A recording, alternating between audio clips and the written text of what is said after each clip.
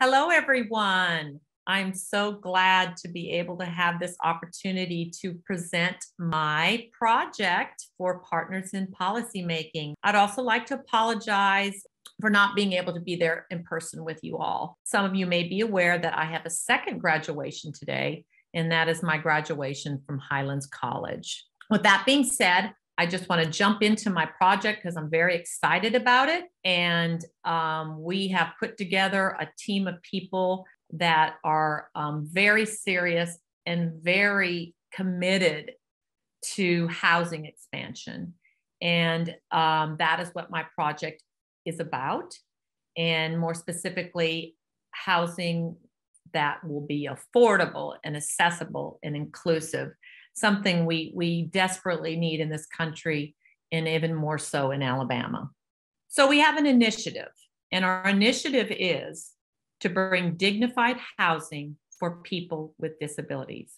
I wanted to tell you a little bit about what one of the barriers that many people with disabilities occur, and of course, that is affordability. So looking at it from an SSI standpoint, with SSI alone, people with disabilities would spend 131% of their income on basic housing. Even then, only 6% of the housing market is accessible to people with disabilities.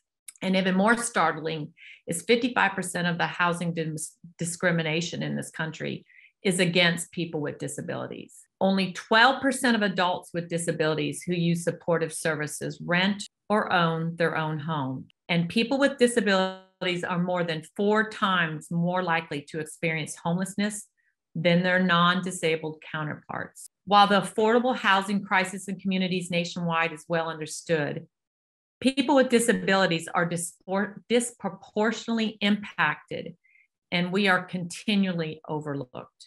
I found this quote from a well-known advocacy organization called Alabama Arise, and it really spoke to me and represented something that is, very disturbing when we all think about where our loved ones and where our family members and where our people we're advocating for are going to live. And the quote is this: Alabama's shortage of affordable housing causes significant harm for tens of thousands of state residents. The state lacks nearly 80,000 affordable homes for people with extremely low incomes, defined as 30% below the median income.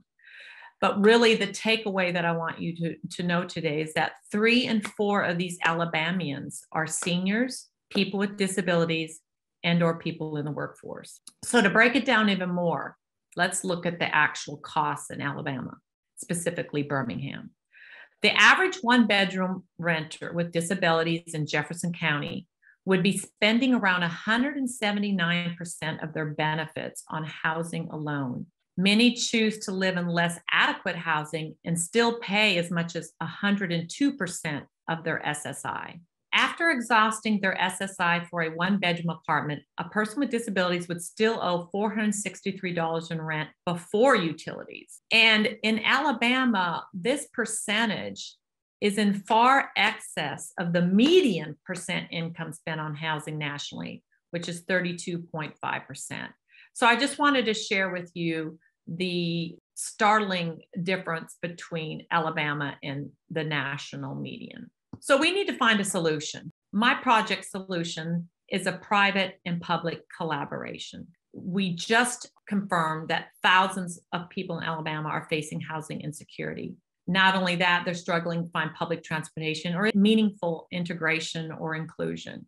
With our state failing to meet its obligations, private and public collaboration is needed to promote integrated or inclusive housing. So our approach to this solution are 3-pronged. We are looking at it in 3 very distinct ways. First of all, accessible. We would want a community that supports diverse access and person-centered design. Our community would be affordable.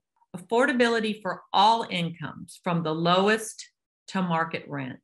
And lastly, inclusive. Our community would be inclusive, where people with and without disabilities share an interdependent, connected community. So let's talk about how we're going to do this. We have an initiative. We have a solution. So what does that solution entail? So we have formed a partnership with Accessible Alabama and an amazing organization called the Kelsey. We partnered with Kelsey, which is a California-based company that has its own distinct leadership made up of people with and without disabilities. And actually, the leadership at the Kelsey employs 50% of their leadership are people with disabilities. So with this partnership of Accessible Alabama and the Kelsey, our project will be called the Kyle. So this slide will give you a little bit more of a visual of exactly what our project is about. Goal number 1, promote awareness among stakeholders. Goal number 2, solicit input from stakeholders about challenges. Goal number 3, secure actionable commitments from stakeholders. And lastly, have one inclusive housing project ready to move forward in site acquisition and development within the next 6 months. The project is called the Kyle, and it's a partnership project that develops new housing. Who are the actors in this partnership? Accessible Alabama, and let me tell you a little bit about Accessible Alabama. It is a future 501c3 with an associated domain responsible for resource dissemination and building networks between stakeholders and persons with disability. The other actor in our partnership is the Kelsey. And as I mentioned, they're an organization with experience pioneering disability-forward housing solutions. And I would love to share more about the Kelsey, and you can go to their amazing website and learn a lot more details about what they do. We are so excited that they are a partner because I truly believe without somebody like the Kelsey that can help us look at what we're trying to do in a more structured way. We needed an entity like the Kelsey to partnership with Accessible Alabama. We needed that structured entity. Skills, use of resources. So let's start with Accessible Alabama. We have lots of skills in our organization and we have lots of resources. The first skill and resource would what we would calling our advisory committee. It will be comprised of a community of stakeholders that are excited about inclusive, affordable, and accessible housing. And I can also tell you more about that advisory committee at another time. What else does Accessible Alabama bring to the table? We also are going to be bringing startup capital for the initial project consultation. And that startup capital right now is looking at about $50,000. What else do we bring? Local area expertise and partnerships. And we will also be part of the initial capital acquisition. And that will be coming from donors or potential stakeholders. So those are some of the skills that Accessible Alabama will be bringing. Now the Kelsey, primarily, I'm not going to go into a lot of detail about what the Kelsey's skills and resources are because there are so many of them. And I actually have a project timeline that would tell you more about that. But for today's purposes, I'm just going to let you know and share with you that the Kelsey will be providing this unbelievable resource and skill level of technical expertise and management oversight. They have 3 current major projects in California, which are models we're trying to replicate here in Alabama. And more specifically, the first phase would be for the Birmingham metro area. And then lastly, stakeholder engagement, they will be very, very much involved in the securing of capital for production from stakeholders, managing policy roadblocks, analyzing feasibility for the where and how large and all the other things that go with in the actual development of the bricks and mortar, and then the performance monitoring.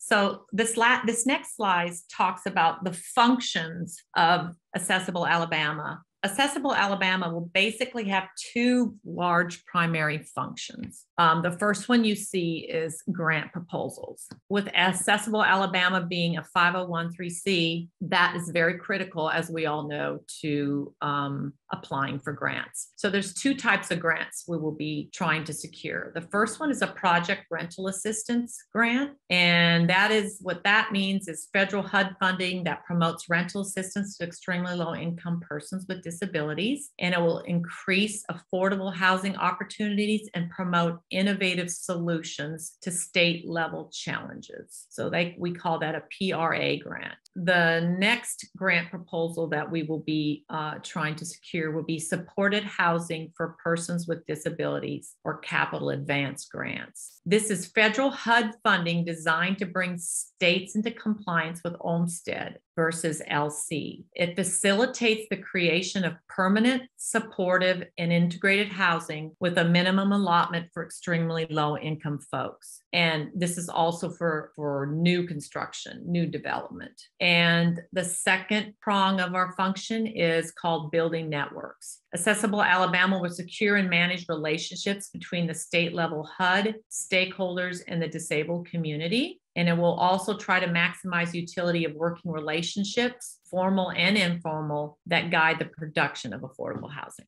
This next slide talks a little bit about what would be the Kelsey's function. This organization is specifically designed to bring private and public actors together under the leadership of folks with disabilities and folks without, to expand accessible, inclusive, and affordable housing. The Kelsey has been very successful in doing that in 3 different ways. I just wanted to touch on those real briefly. They are co-developers who've created mixed income inclusive housing with inclusion as part of their programs and resident mix, which is very exciting how they do that. They also have developed a set of guidelines that include 300 elements that, from the early development of their communities to the operation of their communities, these housing design standards and accessibility elements support inclusion and access. And they're also organized by how they impact their areas and many other additional benefits. So they have 300 elements that meet housing design standards and accessibility and inclusion standards. And also, lastly, I think one of the most important functions of the Kelsey is their very, very driven team of leaders who believe that you can't change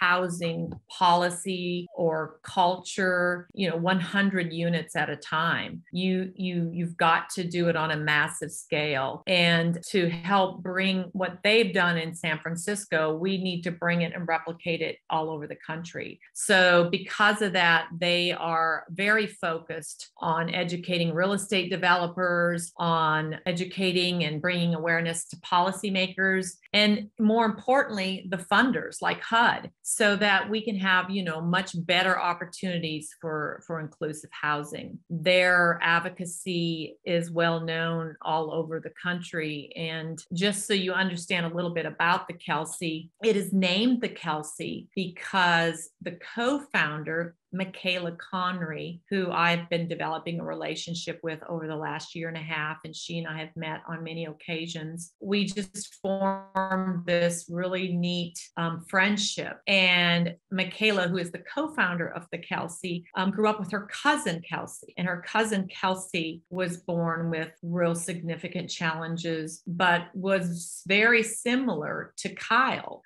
Michaela shared that with me, and she just saw how unique and how social and how so many things Kelsey and Kyle were alike, even though they had never met each other. So because of that, Michaela was looking and helping Kelsey find a place to live. Kelsey's older than Kyle. And in her journey to try to find something that Kyle would like, she found that there wasn't anything available. So she couldn't find anything that was inclusive enough for Kelsey. So not to go into a long story about this whole reason I chose to partner with Kelsey and they chose to partner with Kyle and I, is that all of these visions are family driven, and most of the good things that happen in the disability world are family driven. And so the Kelsey, named after Michaela's cousin, the Kelsey, was living and talking and doing what we're all trying to do. And so they just chose to put all their efforts into this housing crisis and really trying to build disability forward housing. So that's just a little story about